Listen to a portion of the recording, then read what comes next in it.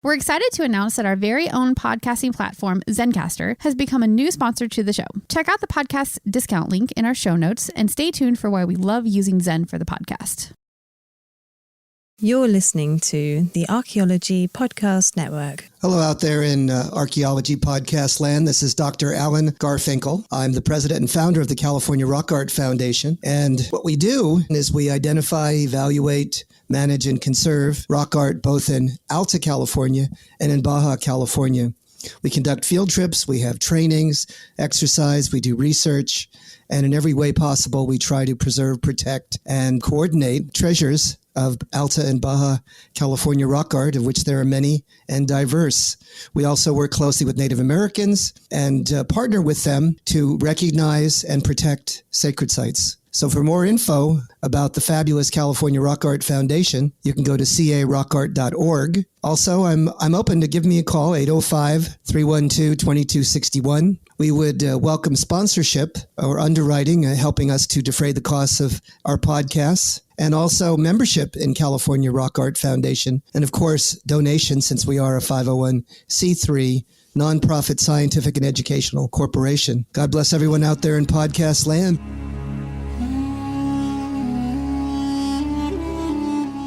You're listening to the Rock Art Podcast. Join us every week for fascinating tales of rock art, adventure, and archaeology. Find our contact info in the show notes and send us your suggestions.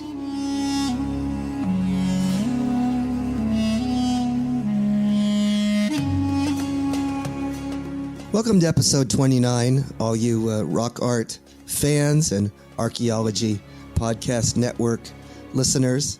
This is Dr. Alan Garfinkel, and in this episode, we're going to be interviewing Dr. Arthur Cushman, who's a neuroscientist, a neurosurgeon, and someone who is specialized in ethnomedicine and integrative science and has experienced quite a series of transformations in his life. Come on and listen.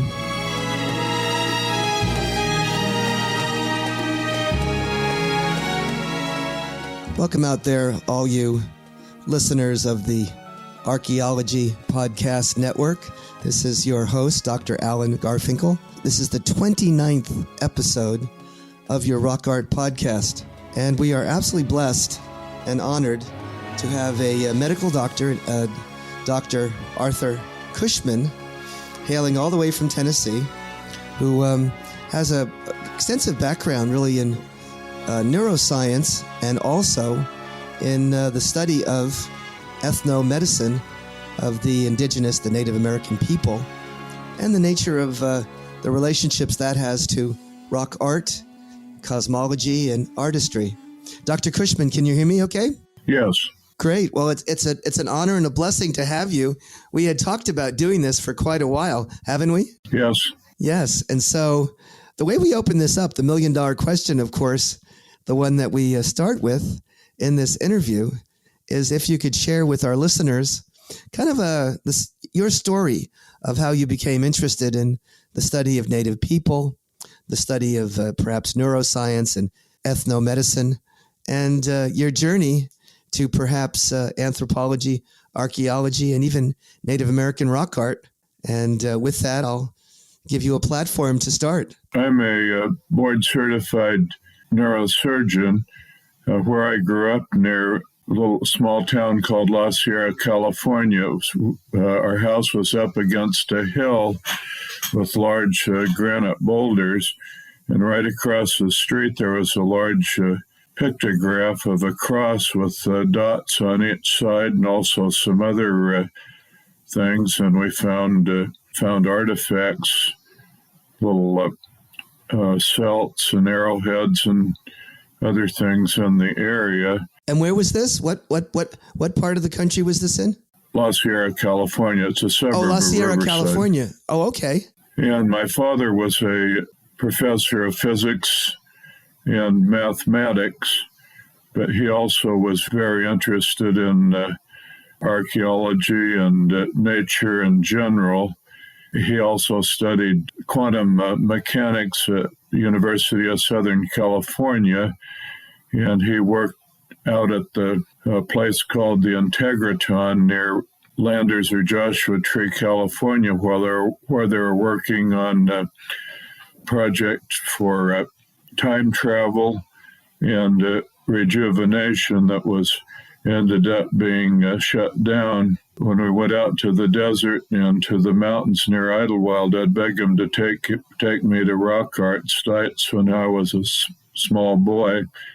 One of his best friends was he called him at times a Paiute Indian and at other times a Chimiwawa Indian, which I think the Chimiwawa or Kamawavi are actually southern Paiutes, and they taught him many mystical and unusual things about how to sense the presence of animals and how to connect with the past.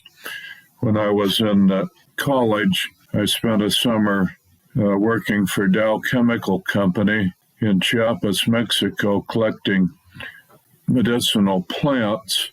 I was their Spanish translator, and we went into small villages, and we would pay the local curandero or curandera to take us and show us the various plants that they use for medicines, and we'd put them in bags and take them up to an oven high in the Sierra Madre Mountains where we dried them and then sent them off. Anyway, I became interested in ethnobiology at that time. I had a stomach ache. We had really nothing to take for it, so I went into a botica and asked the curandera if she had something for a stomach ache. And she looked at me and she said, "No, we don't have anything for stomach ache, but we have something for you." She said, "Stand there, hold your arms out." So she looked at me. I felt very odd, and then I saw her looking at all of these jars of plants and bags of plants, and then I saw her stop, and she took some dried leaves out, wrapped them up in a newspaper, and gave them to me. And I, of course, being a curious university student, I asked her, I said, "Well, how did you know which one to use?" And she said, "Well, the spirits told me." And I said, "Well, how did they tell you?" And she said, "Well, I saw a light around the plant that you're to take." And I said, "That's amazing." And I said, "Well, what do you do if somebody comes in and are sick and you don't see any plants light up?" She said, "Then the spirits may guide me out into the desert or to the mountains until we find the proper plant." She said, "In the Bible, it's called the Shekinah light. We follow the Shekinah light until it comes to the plants. Then we sit down and talk to the plants and ask them if they're the correct plant. If they say yes, can we use you? And they may say yes, or they may say, no, I'm the only plant in this area, but if you go follow the light more, we'll show you some plants you can use." And then they ask the plants, do you use the leaves, the roots, the stem, the flowers, seeds, or whatever? And the plant will tell them exactly what they need to use. And then we put it in a little bag, but we make sure that we preserve the plant as much as possible.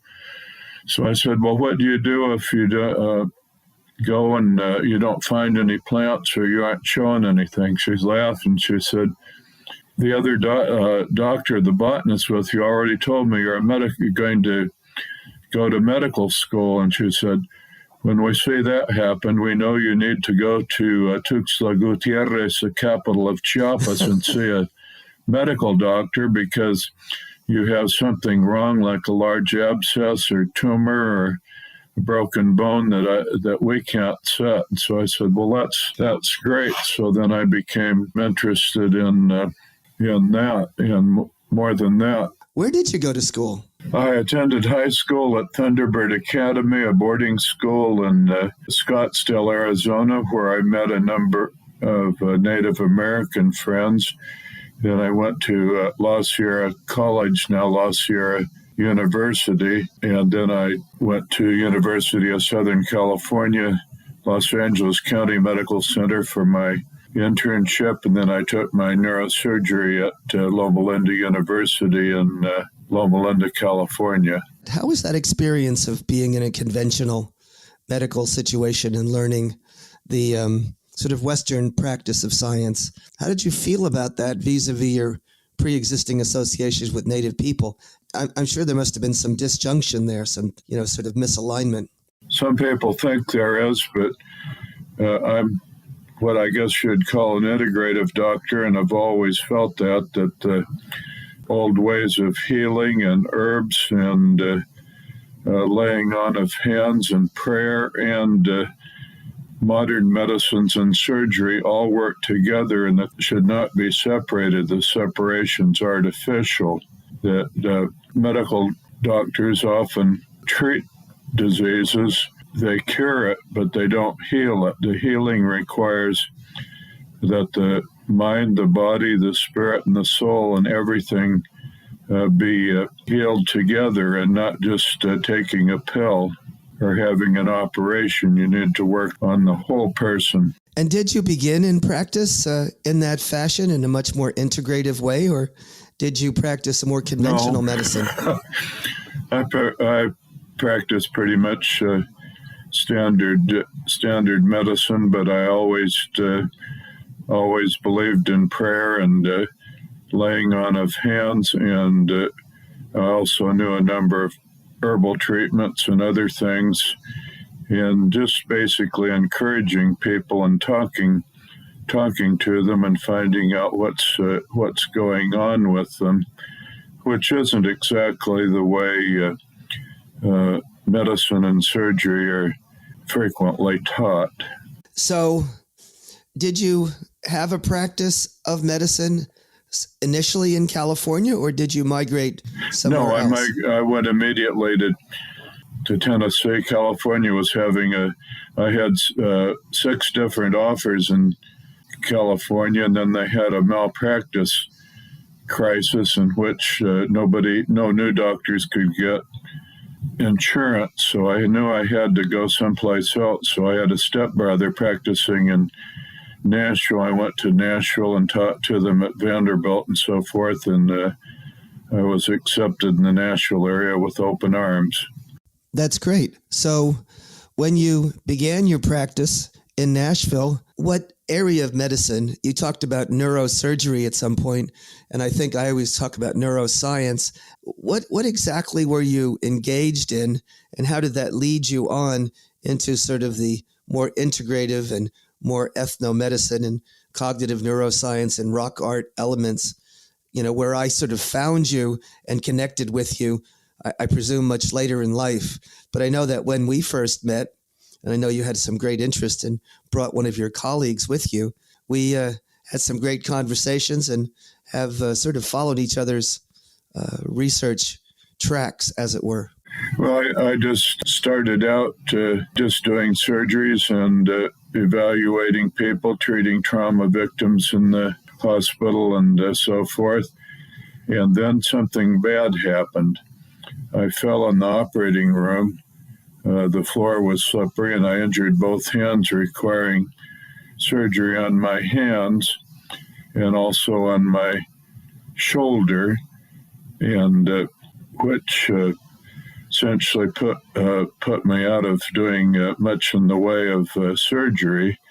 So I just started mainly evaluating patients, and I noticed this large black spot on my abdomen, and I had it biopsied, and later a white excision and lymph node dissection. Anyway, I had metastatic malignant melanoma, and they did scans on my brain, lungs, liver, abdomen, all over. I spent about a week or more at Vanderbilt getting every kind of test known to God and man, and then they came and they said, well, we're sorry, you have metastatic malignant melanoma, and there is no treatment for it. Let's stop there.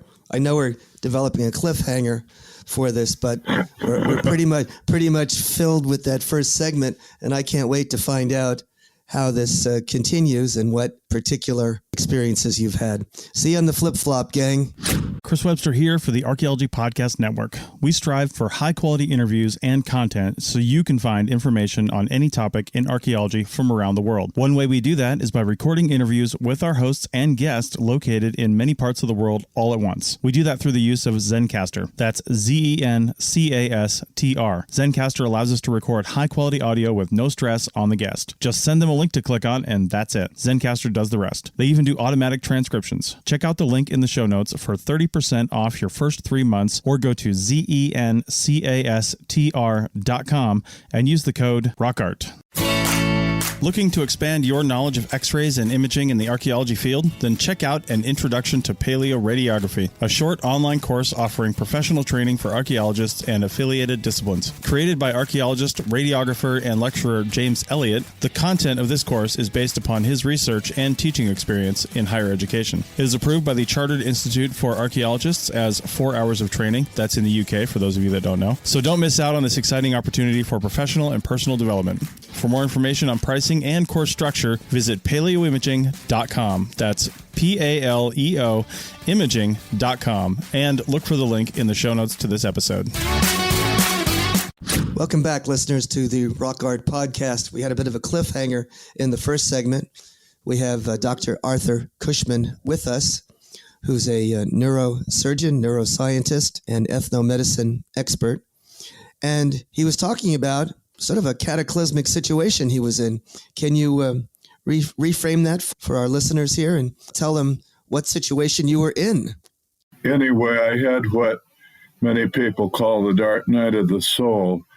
I fell in the operating room, badly injuring both hands and my shoulder, and had several surgeries on them. I then noticed a big black spot on my abdomen.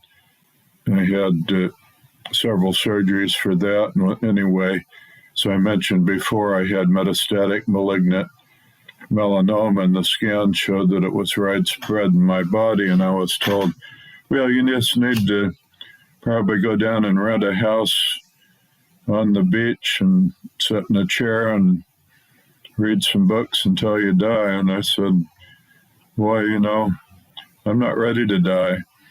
So I saw a advertisement for a alternative healing and shamanic healing course in Santa Fe, New Mexico. And so I said, well, I have nothing else to try. Why don't I go to that? And so I went there, where I met Dr. Alberto Bioldo, has a PhD in anthropology. And when he went to South America, he learned their healing methods and found that they worked. So I talked to him, and he said, you need to join me down in the jungles of Peru and have a healing with probably the most potent medicine in the world. It's called ayahuasca. So I was very leery about that. I said, well, what do I have to lose? So I bought a ticket, went down to Lima, and then over to this place called Puerto Maldonado on the Madre de Dios River, which is a branch of the Amazon. Then we went on a lunch. They called it a lunch for hours, and then I went, and I was so weak at this time, it took several people to help me up the steps to a lodge that was above the river. The river was about a mile wide. On the second night there, I went over and had the ayahuasca, and that's a very long story. But anyway, I had a miraculous vision in which angels came down from the heavens and put their hands on me like a healing, and I felt like a loud shock. And then I had a near-death experience in which I went into this nothingness, or la nada, as they call it in Spanish, and then saw this beautiful land, and Jesus was, Archangel Michael was standing on one side of this beautiful land. My parents were on the other side, and Jesus and my grandparents, and on the other side was Mary, and I could see her heart beating in her chest. Michael held his sword down, and Mary held her hand out and they told me I must return to Earth. So I said, no. I said, I'm tired of this. I want to go there with Daddy and with my father and mother and all my relatives and all that beautiful land. Please don't send me back. And I said, well, you're going back. So I went back and came back into my body with a big plop. And then these little midget things came out with sticks and they beat me and they said, you're full of crap. And they said, that's your ego. You've got to give that up. And they said, you're to be a bridge person between the world of traditional medicine and the world of mystical medicine and healing. So after that, I went and studied there for a while with the Quero, Q-U-E'-R-O, in Peru. And then I also, by mysterious methods, I ended up with Tata Cachora. He's also known as Don Juan. He's now 106. He'll be 107 in a couple of weeks. He was Carlos Castañeda's teacher and probably the greatest herbalist in the world. I began studying with him and with he's a Yaqui. His grandfather was a Geronimo, and his mother was a Lacandon Maya from Chiapas, Mexico. Anyway, I found that I could communicate with him telepathically. He introduced me to the local Kumeyaay people who you've met, one Marta, and they began to take me to their sacred sites and ceremonies, and particularly their rock art sites. How did you meet Marta? She was down there in Baja California at Tata Cachora, is what they call danza or ceremonial dances that they had. I met several other people, and then we went down to central Mexico where I met the Nahua people, and they also took me to their sacred sites and ceremonies. And then I guess when we're ready, I'll explain some of the things about what they taught me about rock art and sacred sites and how you could actually visit them and by going back in time. Let's jump for a second back to your circumstances. The conventional doctors basically gave you a death sentence. And did you Correct. did you go back and then be retested to ensure that you in fact were healed? And what did they say once you tell us that part of the story? I think that's important. Well, you might not want to hear it, but they said what you had nothing to do with those healings. That's a bunch of rubbish. You had what's called a spontaneous remission. We don't know what causes spontaneous remissions, but we can certainly tell you it had nothing to do with taking that weird hallucinogen down in Peru or having other healings by other people. And I just smiled. Right. So they were just saying, you're wrong. I said, you're wrong. I know exactly when I was healed. Oh, and by the way, 3 days after the healing, I went up high into the Andes Mountains where I climbed a 3,000-foot peak to a sacred site. They were really worried about me, and they sent a man with oxygen, which I didn't need. But a few days before that, I was unable to barely walk without help. So, that's what we call us a miracle or something that can't be explained. And they of course didn't want to believe it. They said, they didn't want to hear that, of course, but I think definitionally by even conventional medical science, what you experienced is a supernatural experience and a miracle that you went from being given a death sentence and having cancer all over your body and I figure, fairly instantaneously healed. Have you had any negative consequences after this from No. Okay.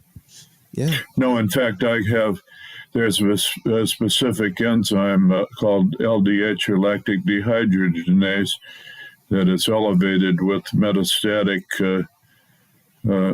malignant melanomas. My levels went from so high they were basically unmeasurable to low normal range, which have remained for the last 14 years.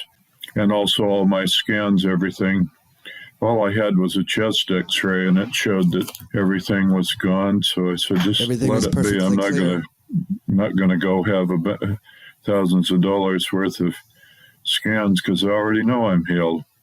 So you experienced ayahuasca. I guess that people say it's one of the more powerful hallucinogens or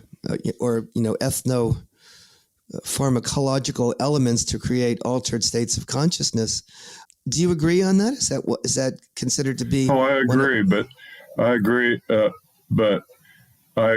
in my case it was necessary, and it was probably planned for me. But I do not encourage people just to go take it to have a nice trip, or because they have a lot of emotional problems, they're all messed up. I have one friend that's had 18 ayahuasca trips, and he's still as messed up mentally as ever. In other words, you should ask for guidance with this sort of thing. And if you're guided to do it, yes. If you're not, or if you're taking it for a party, as Tata Kachura said, if you play with medicines, you're playing with a dark serpent. The serpent may bite you and kill you.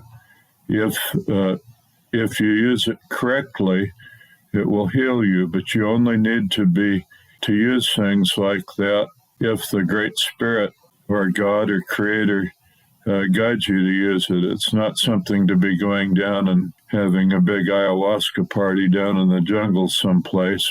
So I think what you're saying is you have to be properly postured.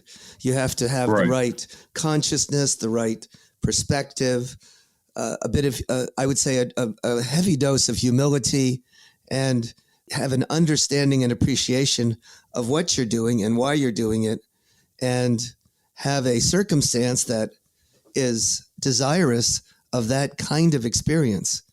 Am I at all correct? Absolutely correct. Okay. So you had these experiences, you met quite a plethora, quite a variety of curanderas, shamans, Native American doctors, and individuals who are healers or people that have practiced in the supernatural and altered states of consciousness. Where did that lead you? How did you segue, or where did you go next from that sort of intensive experience? You've obviously had a amazing transformation in your life, sort of being pulled from the jaws of death, and in turn being recreated, if you were, transformed by the power of the alternative therapies of Native people. What implications did that have on your life? Well, of course, I could no longer do surgery, so I do now. I try to do education, and I try to help people. I do healings if I'm called to do them. I don't charge for them, and I don't solicit them. People come to me out of the blue. I think they're guided by spirit to come. Okay. And I presume you have a shingle, a business. You had alluded to that in the past, that you set up some sort of an alternative kind of, therapeutic entity to help people, right? Right. And what was that exactly? It's called Quantum Neuroscience Center. Okay. And what does that do? What we there? do, we work with people to heal them in whatever way is necessary. Some people require prescription medicines for their problems, and some people herbs, and some people just need a change of lifestyle. Okay. And you help all kinds of people with all kinds of problems, do you? Yes. Okay. And how do people hear about you? Just word of mouth. Okay. I Fascinating. do no zero advertising. Well, that's absolutely wonderful, Dr. Cushman. I mean, that's a fantastic practice. We're almost through with the second segment.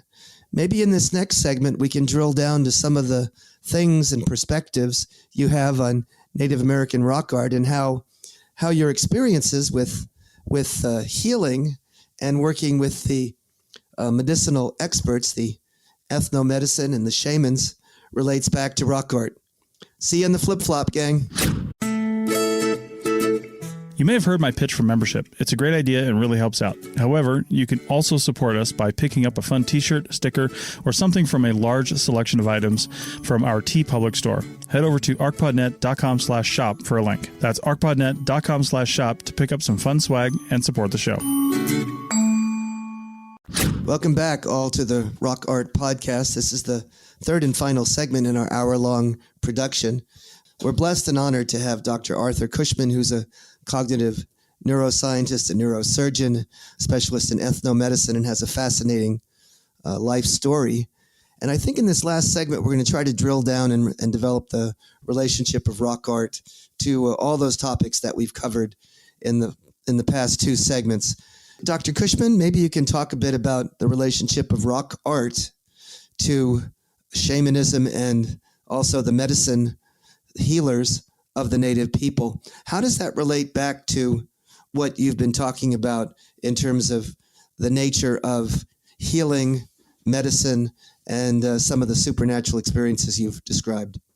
All right. Well, what I'm going to do is tell you an experience. I had another injury and how things worked out. I went with Dr.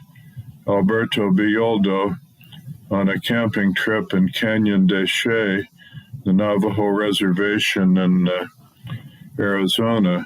We hiked down the old trail. I had a heavy backpack on.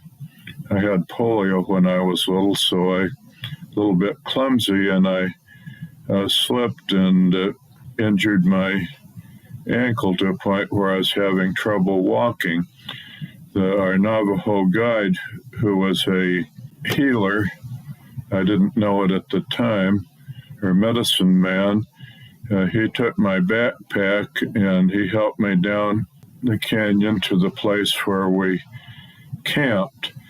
So every day they went on some different trips, various places. Right next to our campground, there was some ancient ruins, and there also was a very large wall of rock art. So I hobbled over with him and with the others to the rock art panel, and he said, well, you better not go up to the ruins. That's another hour, so I will just stay with you, and I will teach you something about the rock art.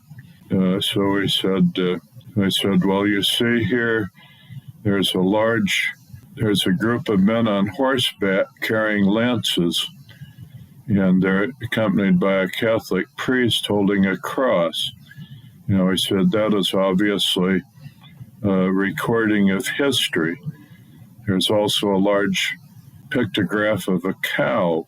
And I laughed, and he said, well, that represents the arrival of cattle in the native country. And I said, so then he said, there's a number of very, very old rock art petroglyphs here, and I want you to look at them with me. So I said, the first one we're going to look at is called a spiral. I was familiar with that. It's very ubiquitous in rock art sites throughout the United States, Mexico, and the world. So I looked at it, and he said, what do you see, my brother? And I said, I see a spiral. And I said, no. He said, you look at it, you hold your hands up. Your hands have can sense things that your eyes and brain can't. And you hold your hands up, bend at the elbow, and tell me what you see. So I did, and I said, wow. I said, in 3 dimensions, it's a heliacal spiral, like a tornado or a whirlpool. And he said, exactly. He said, but you're missing the most important thing. I said, what? I said, well, he said, you look at it some more. You hold your hands up, put yourself in the right frame of mind, tell me what you see. And I said, it's moving. He said, absolutely. He said, it's a portal to another dimension.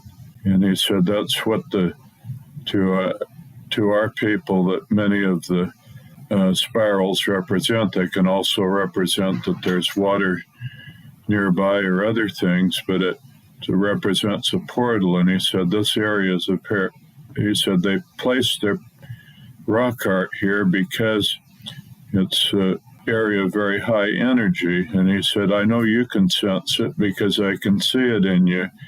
And he said, when you come to rock art sites, sacred sites, you feel different. And when you look at them, you may or may not be able to tell what they mean. He said, so then he said, look at this concentric circles. So I looked at the concentric circles.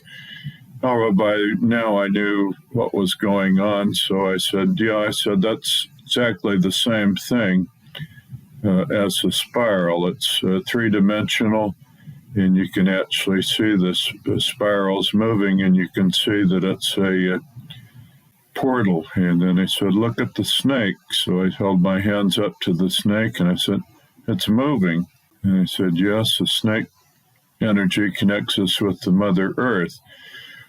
So I said that, and then we saw some typical, what people call shamanic vision, lots of squiggly little lines here and there. So I held my hands up to that, and I said, I see a man who's in a prayerful position. He's obviously having some kind of vision, and he's marking down what his vision is, but he doesn't want me to know what it means. And I said, you got it. That's another kind of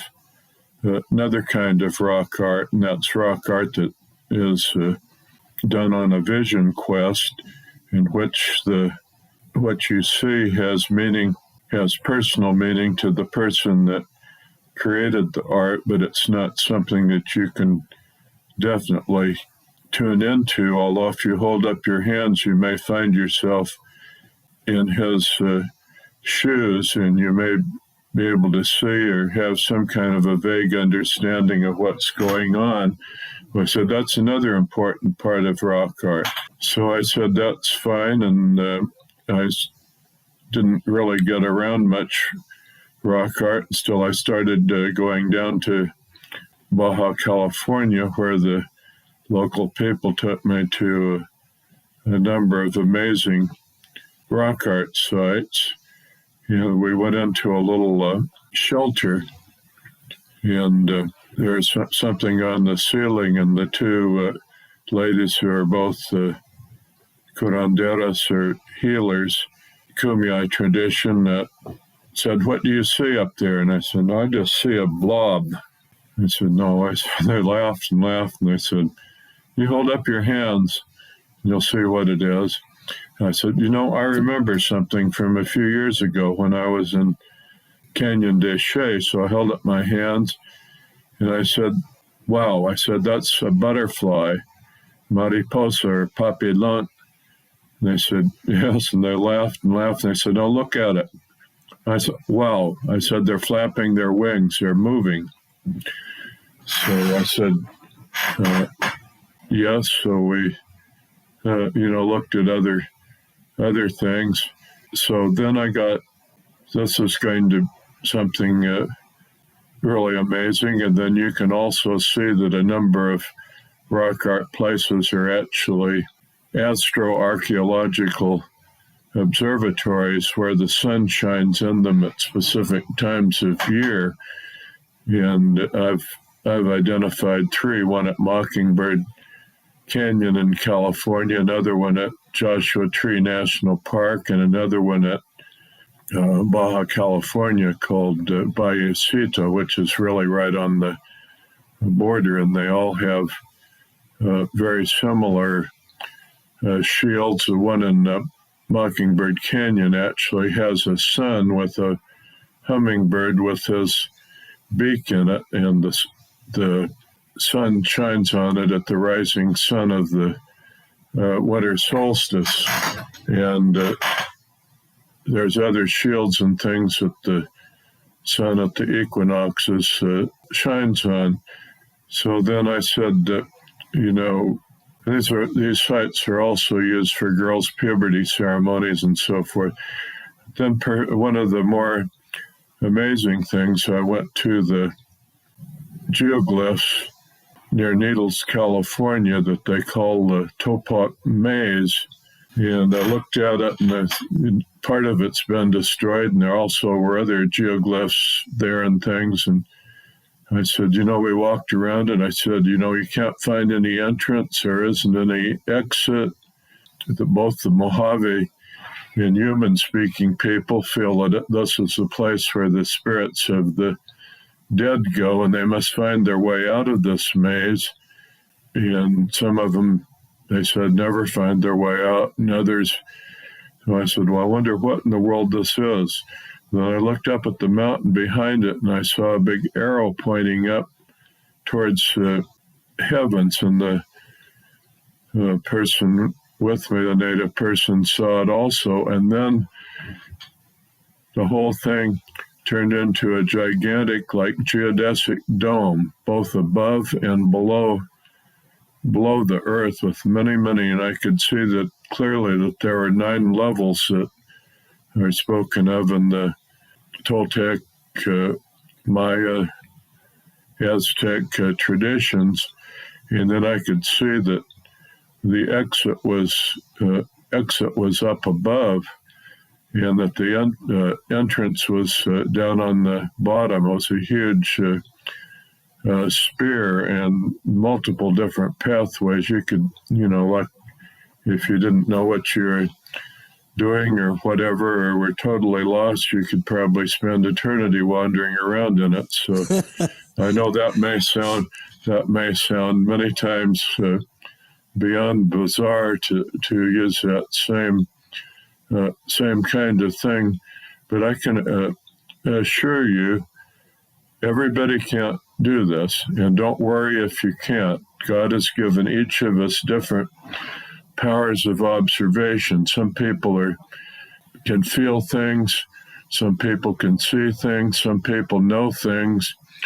We're all given different talents, and these talents in our modern busy world with television and cell phones and this and that and other things keeping us occupied, we've lost the ability to be in contact with the supernatural. But then again, I do not think any of this is supernatural. I think it can all be explained by quantum mechanics, which basically one of the things that's been found is that the past, present, and future are all present where we are at the same time, and that time and space are an illusion, and that you can actually, but by using your mind in the quantum world, you can actually go back in time. You can see what rock art means. You can see what life means. You can see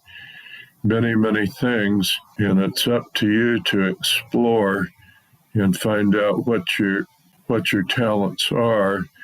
And you, in order to do this, the hand is the key. All of these people, everything we did, we found that if you rub your hands and hold the hands up with the elbows bent, that this somehow is like some kind of an eye that can put you in contact with the past and with the people and sites that were in the past in ways that classical Newtonian physics can't explain, but quantum mechanics is slowly explaining it. And it's basically, it's up to you to explore this and learn this. Doctor, That's about all we have time for. I would love to. It sounds like we need another hour at least to go in deeper. But I'm honored to have taken this amazing journey with you, and it's a blessing. I could riff on the adherent posture and the nature of what you're talking about, the connection between the terrestrial and the celestial. But I'm gonna forego that and just thank you for reflecting and sharing the wonders of your life, your transformation, and some of the supernatural and ethnobotanical and cognitive neuroscience realms that you're trafficking in. I applaud you. I'm very appreciative for your perspective, and thank you for gracing our show.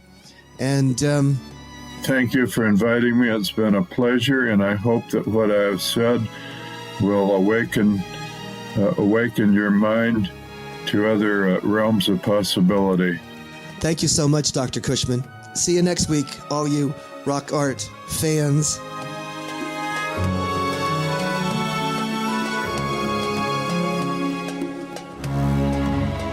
Thanks for listening to the Rock Art Podcast with Dr. Alan Garfinkel and Chris Webster. You can find this podcast on the educational podcast app Lyceum, Lyceum, and wherever you find podcasts. Find show notes and contact information at www.arcpodnet.com/rockart. Thanks for listening, and thanks for sharing this podcast with your family and friends.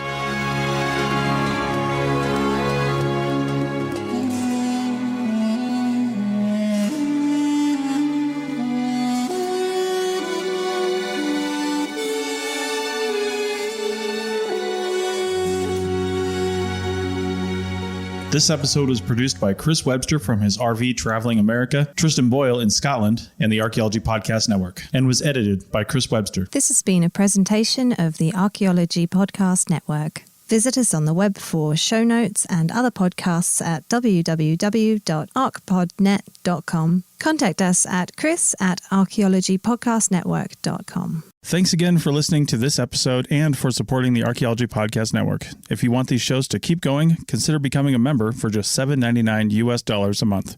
That's cheaper than a venti quad eggnog latte. Go to arcpodnet.com/members for more info. At Grand Canyon University, we believe in equal opportunity, and the American dream starts with purpose. Whether your pursuit involves a bachelor's, master's, or doctoral degree, GCU's learning environments are designed for supportive networking and collaboration. With over 330 academic programs, GCU provides a path to help you fulfill your dreams. The pursuit to serve others is yours. Find your purpose at GCU. Private, Christian, affordable. Visit gcu.edu.